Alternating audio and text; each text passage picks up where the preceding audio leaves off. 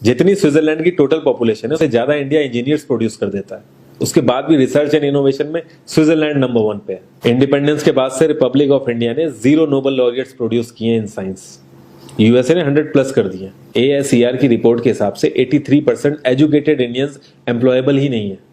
और ये जो सुंदर पिचाई, सत्या नदेला की हम बात करते हैं, इन्होंने भी आगे चल के अपनी एजुकेशन बाहर से ही करी है। और ये सारी चीजें जो मैं बोल रहा हूँ ना, इसका रूट कॉज फाइंड आउट करने के लिए हमें थोड़ा सा पीछे जाना पड़ेगा। जब ब्रिटिशर्स हम पे रूल कर रहे थे तो ईस्ट इंडिया कंपनी के सामने 2 मेजर चैलेंजेस थे। एक, कम्युनिकेशन विद इंडियन, दूसरा वर्कर्स और क्लर्क्स की बहुत जरूरत थी उन्हें। फिर थॉमस बेविंगटन मैकॉय ने हमें इंग्लिश एजुकेशन एक्ट ऑफ 1835 दिया, जिससे उनके दोनों पर्पस पूरे हुए। पहला, उनको बंदे चाहिए थे जो चुपचाप डेस्क पे बैठे, अपना काम करें, क्वेश्चंस ना करें और ज्यादा क्रिएटिव ना हो। Second, communication in English.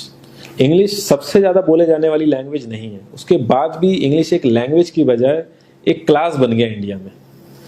Russia, China, France, ये सब जगह इतना ऑब्सेशन नहीं है इंग्लिश को लेके जितना इंडिया में है।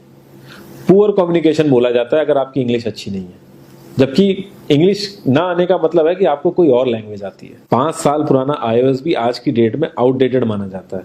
लेकिन इतनी इंपॉर्टेंट चीज, हमारा एजुकेशन सिस्टम, आज भी बस थोड़े से चेंजेस के साथ ऐसे ही चल रहा है। हमारे एजुकेशन सिस्टम में रटने का कंपटीशन होता है, जो ज्यादा रट लेता है उसके ज्यादा मार्क्स आते हैं। अब 95% जिसके संस्कृत में आए हैं वो भी संस्कृत नहीं बोल पा रहा है। और बेसिक हिस्ट्री होने की बजाय इतनी मोटी मोटी किताबें हैं हिस्ट्री की जिसका कोई मतलब नहीं है। अगर आज की डेट में आपको कुछ भी पता करना, आप गूगल से पता कर लोगे, उसके लिए आपको याद करने की जरूरत नहीं है इतना कुछ। और ये गवर्नमेंट स्कूल में हर क्लास में इंग्लिश का सब्जेक्ट है।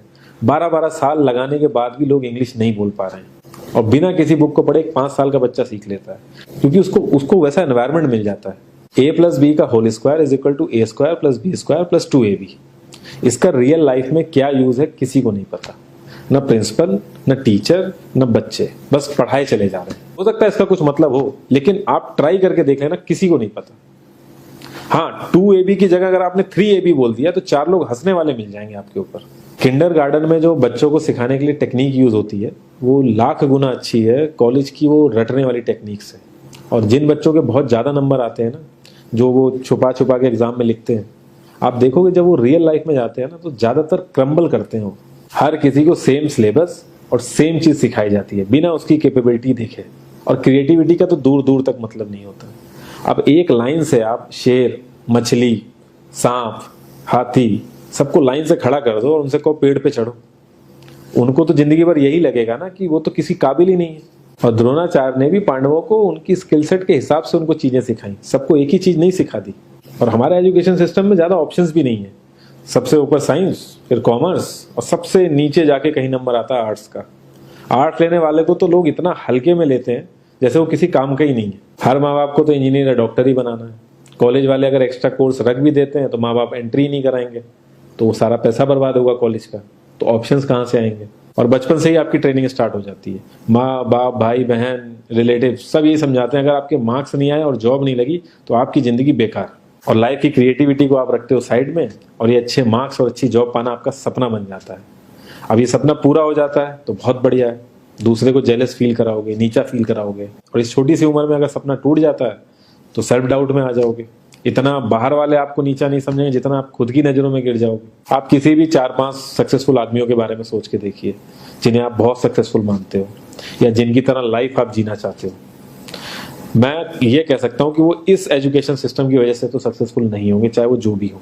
धीरू भाई अंबानी, विराट कोहली, आमिर खान, नरेंद्र मोदी, ये सब हमारे इस करंट एजुकेशन सिस्टम के ट्रैप में नहीं फंसे।